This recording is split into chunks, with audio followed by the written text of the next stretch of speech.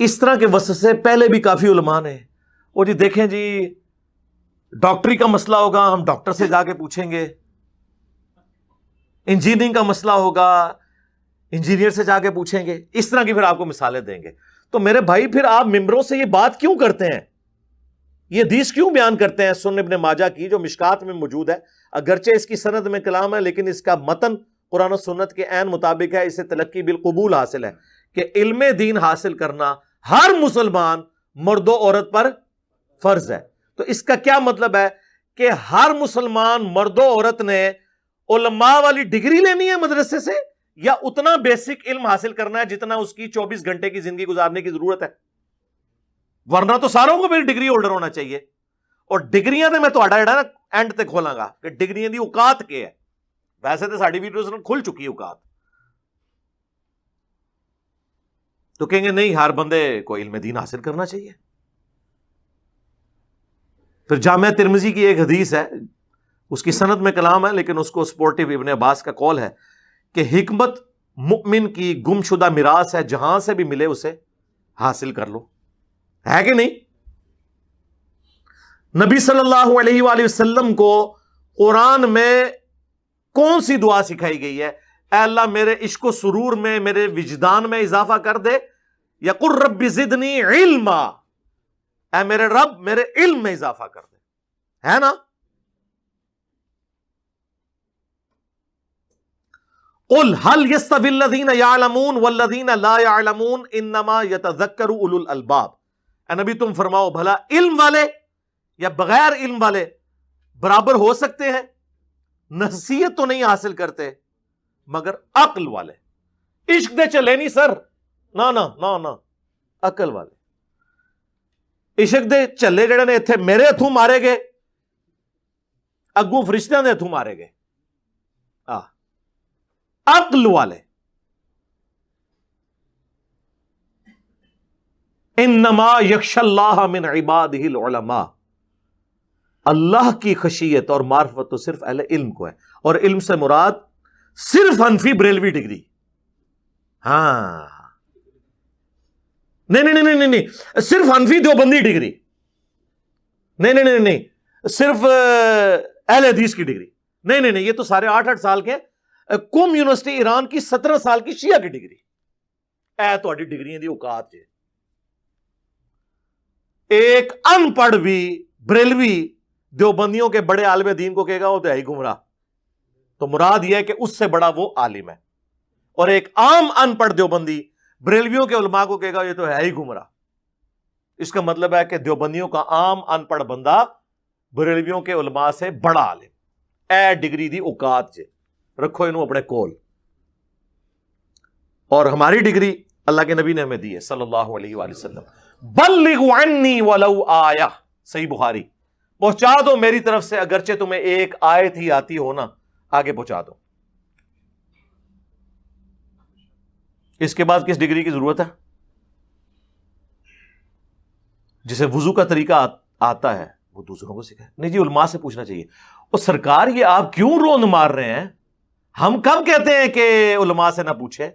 ہم ہی تو ہیں جو کہتے ہیں پوچھو مولویاں نو کتے لکھے، ہاں وہ کہتے نہیں اگلا جملہ نہ بولو، بس اے پوچھو کہ ہے۔ فَاسْأَلُوا أَهْلَ الذِّكْرِ إِن كُنتُمْ لَا تَعْلَمُونَ، سوال کرو اگر تمہیں علم نہیں ہے تو ان لوگوں سے جو اس فیلڈ کے ایکسپرٹ ہیں۔ بالکل بھئی نکاح طلاق کا مسئلہ ہوگا تو مولویوں سے پوچھیں گے، لیکن اگر قرآن حکیم میں بیالوجی سے متعلق، جیالوجی سے متعلق، ایسٹرونومی سے متعلق، فزکس سے متعلق 1000 کے قریب سائنٹیفک فیکٹس کے اوپر، فزیکل فینومینا آف نیچر کے اوپر، قانون قدرت کے اوپر آیات ہوں گی تو سر علماء کو تو سائنس نہیں آتی ہے، وہ تو پھر ہم گوروں سے جا کے پوچھیں گے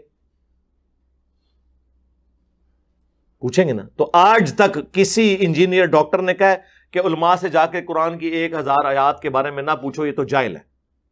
وہ کہتے ہیں نہیں پوچھو، ہو سکتا ہے انہیں پتا ہو اور بتا بھی دیں تمہیں، لیکن خود سے نہیں بتا رہے ہوں گے، ظاہر ہے کہ وہ تو کسی سائنٹسٹ کے علم سے، تو پھر سر یہ سائنٹسٹ کا ہی حوصلہ ہے نا، ٹھیک ہے نا، کہ وہ کہتے ہیں آپ ہمارا علم جو آپ نے ہم سے حاصل کیا ہے ہم سے ڈگری لیے بغیر آگے بیان کریں. سر میں نے میکینیکل انجینئرنگ کی ہوئی ہے, اگر کوئی انجینئرنگ کے اوپر بات کرتا ہے اور صحیح بات کرتا ہے میں کبھی اسے ڈگری نہیں مانوں گا.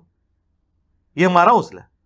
مولوی سے پوچھ لیں کہ اگر تو اپنے گھر کا ایئر کنڈیشن لگوا رہا ہو اور اے سی کا جو انر یونٹ ہے یہ تھوڑا سا ٹیڑھا لگ جائے اور دیکھنے میں نظر بھی آ رہا ہو, تو تم کاریگر کو یہ نہیں کہتے ہو کہ یار اسے ذرا سیدھا کر کے لگاؤ, اور آگے سے اگر وہ کاریگر کہ تیرے پاس وہ ڈگری نہیں ہے, فیلڈ تو میری ہے.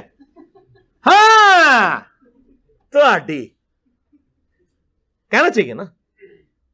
پنکچر لگوانے جاتے ہیں موٹر بائک کا, آپ نے تو کبھی پنکچر نہیں لگایا, لیکن آپ اسے کہتے ہیں یار ذرا دیکھ لی کوئی اور ٹیوب پنکچر نہ ہوئے, وہ ڈالنے لگے تو آپ کہتے ہیں ٹائر بھی ہاتھ مار کے چیک کریں کوئی کیل نہ لگا ہوا ہو. آگے سے وہ کہے کہ یہ میرا کام ہے یا آپ کا کام ہے, جہاں تو سپارے پڑھاتے رہتے جڑا کام ہے کہتا کوئی. اس کا مطلب ہے کہ وہ پنکچر لگانے والا, وہ ایئر کنڈیشن فٹ کرنے والا, وہ موچی جو جوتیاں گانٹ رہا ہے اور آپ کے مشوروں کو اکوموڈیٹ کر رہا ہے, وہ ان مولویوں سے بہتر ہے. کم از کم کتے کی طرح پڑھتا تو نہیں نا, آگے سے اکوموڈیٹ کرتا ہے نا. یہ تو نہیں کہتا تیری فیلڈ نہیں ہے. کامن سینس کی بات ہے, لیکن common sense is not so common. Common sense common تو نہیں ہوتا. تو یہ تو پھر ان لوگوں کا حوصلہ ہے کہ وہ قبول کرتے ہیں. میں آپ کو بتاؤں, میں میکینیکل انجینئرنگ کے دوران میں ٹاپرز میں سے تھا. مجھے نہیں یاد پڑتا کہ کوئی دن گزرے ایسا جس میں نے کسی استاد کی غلطی بھری کلاس میں نہ نکالی ہو ادب کے دائرے کے اندر کہ سر یہ اس طرح نہیں ایسے. اور مجھے نہیں یاد پڑتا کہ ان 5 سالوں میں کبھی کسی استاد نے مجھے ڈانٹا ہو, یہی کہا کہ بیٹا تھینک یو. یہ کیا کہتے ہیں, تھینک یو, چک کے باہر سٹو انہوں. یہ جرت سانو پوچھ رہے. یعنی آپ دیکھیں کہ دنیاوی ٹیچرز میں اتنا حوصلہ ہے جو ان مولویوں میں نہیں ہے. پھر کہتے ہیں نہیں ہماری عزت نہیں ہے. بھئی عزت کرواؤ نا.